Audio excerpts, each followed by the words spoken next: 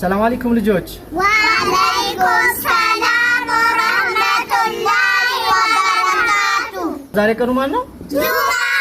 ጁማ። ዛሬ በጣም አምሮባችሁ ጁማ መስላችኋል ልጆች። ከሁሉም ነገር በላይ ትልቁ ነገር ምንድነው? አላህን መፍራት። ከሁሉም በፊት ግን ምን ይቀድማል?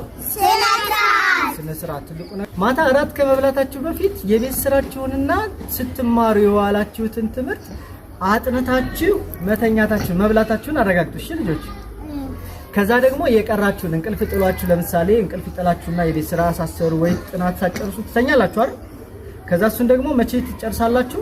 ጧት ላይ ከሱብሂ ላይ ማለት ነው። ወላጆቻችሁ ይቀሰቅሷችሁና በጧት አእምሮ ትሰራላችሁ አይደል እንዴ?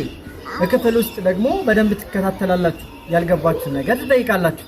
ከዛ በኋላ ጎበዝ ተማሪ ትሆናላችሁ። ትልቁ ነገር ምንድነው?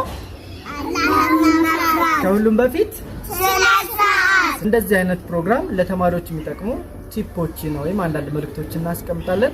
እናንተ ላይክ፣ ፎሎ፣ ሼር በማድረግ ተከተሉን።